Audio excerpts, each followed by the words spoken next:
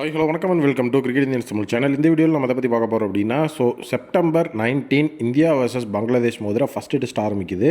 அதுக்காக நம்மளுடைய team India பார்த்திங்க அப்படின்னா அவங்களுடைய ப்ராக்டிஸை நேற்று ஆரம்பிச்சிட்டாங்க. ஃபஸ்ட்டு டீம்ஸ் சேப்பாக்கில் ஜஸ்ட் ஒரு டீம் மீட்டிங் மாதிரி தான் போட்டுட்டு இருந்தாங்க. நேற்று தான் அவங்களுடைய அஃபிஷியலான ப்ராக்டிஸ் செஷன் அப்படிங்கிறது ஆரம்பிச்சிருக்கு. ப்ராக்டிஸில் நம்மளுடைய ரோஹித்துக்கு கம்பீர் ஒரு மிகப்பெரிய விஷயத்தை சொல்லியிருக்கிறாரு. 2 ஓவர் எந்த ஒரு விதமான டிஃபெண்டும் இல்லாமல் அவர் ஆடணும். இது ஒரு பெரிய டாஸ்க் அப்படின்னு நினச்சி தான் அந்த இடத்துல கம்பீர் நம்மளுடைய ரோஹித் சர்மாக்கு இந்த ஒரு டாஸ்க்கை கொடுத்துருக்கிறாரு. அதாவது என்ன அப்படின்னா, இது டெஸ்ட் மேட்ச். டெஸ்ட் மேட்சை பொறுத்த வரைக்கும் அந்த இடத்துல எல்லாருமே டிஃபென்ஸ் தான் மேக்ஸிமம் ஆடணும் அப்படின்னு நினைப்பாங்க. அந்த டிஃபென்ஸை வச்சு தான் அதுக்கப்புறம் அவங்க ஆக்சலரேட் பண்ணுறதா என்ன அப்படிங்கிறதுல டிசைட் ஆகும்.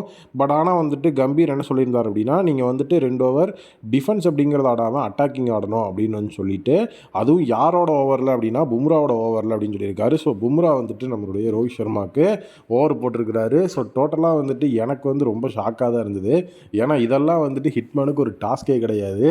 நீங்கள் 2 ஓவர் போடுவாங்க, 2 ஓவரில் ஒரு பாலை கூட அடிக்கக்கூடாது, நீங்கள் டிஃபென்ஸ் மட்டும்தான் ஆடணும் அப்படிங்கிற சொல்லியிருந்தா கூட அது நம்மளுடைய ரோஹித் சர்மாவுக்கு ஒரு மிகப்பெரிய லெவலில் ஒரு டாஸ்க்காக இருந்திருக்கும். ஏன்னா தலைவன் எப்போவுமே எப்படா பால் மாட்டும், எப்போ அதை அடிச்சு கிளிக்கலாம் அப்படிங்கிற மாதிரி தான் வெயிட் பண்ணிருப்பாரு. அதுவும் பும்ரா ஓவர் அப்படிங்கிற அந்த ஒரு டாஸ்கில் தான் எனக்கு லைட்டாக ஆஹா பும்ராவோட ஓவரே அடிக்கணுமே அப்படின்னு சொல்லி எனக்கு ஒரு சின்னதாக ஒரு டவுட் வந்தது. பட் ஆனால் அதுக்கும் பார்த்தீங்கன்னா பும்ராவில் எத்தனையோ தடவை ரோஹித் ஃபேஸ் பண்ணியிருப்பார். ஐபிஎல்ல 2 பேரும் ஒரே டீமில் தான் ஆடுறாங்க.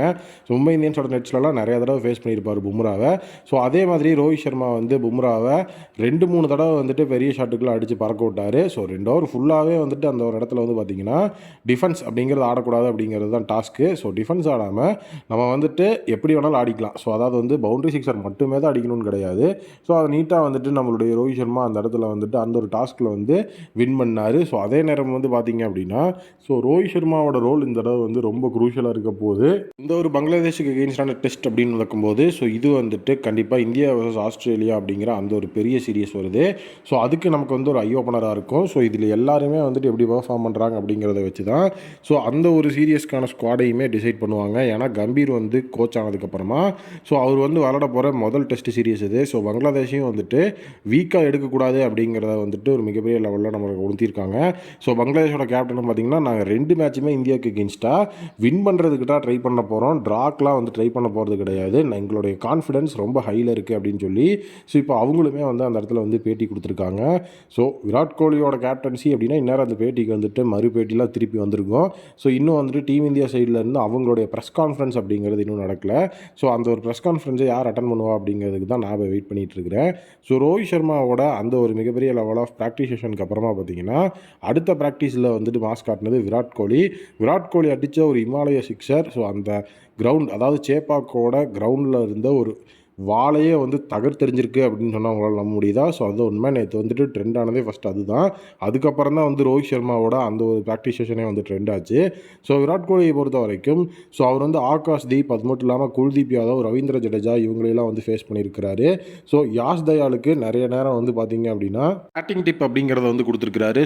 கரெக்டாக நம்மளுடைய கிங் கோலி யாரோட ஓவரில் அடித்தார்னா ஆகாஷ் தீப்போட ஓவரில் அடித்த ஒரு இமாலய சிக்ஸர் அங்கேருந்து ஒரு வாழையை பேத்துட்டு போயிருக்கு, புரோக்கன் வால் அப்படின்னு சொல்லி. அந்த இடத்துல நேற்று ட்ரெண்ட் ஆகிட்டு இருந்த விஷயம் அதுதான். விராட்டும் ரோஹித்தும் சேர்ந்து கண்டிப்பாக பங்களாதேஷுக்கு எகெயின்ஸ்டான டெஸ்ட் மேட்சை ஒரு மிகப்பெரிய லெவலில் கலக்கணும் அப்படின்னு சொல்லி நான் ஆல்ரெடி ஒரு 4 நாளைக்கு முன்னாடி ஒரு வீடியோவில் சொல்லியிருந்தேன். ஏன்னா விராட் ரோஹித் 2 பேரும் பார்ட்னர்ஷிப் போட்டு 2 பேருமே செஞ்சுரி அடித்து நிற்கிறதெல்லாம் பார்த்து ரொம்ப நாள் ஆயிடுச்சு. அது இந்த பங்களாதேஷுக்கு எகெயின்ஸ்டான டெஸ்ட் சீரியஸில் நடந்ததுன்னா ரொம்பவே எஃபெக்டிவாக இருக்கும் அப்படிங்கிறது என்னோட ஒப்பீனியன். ஏன்னா இப்போ பும்ராக்கும் பார்த்தீங்கன்னா 3 T20 சீரியஸ் இருக்குது, அதாவது T20 மேட்சஸ் இருக்குது பங்களாதேஷுக்கு எகெயின்ஸ்டாக.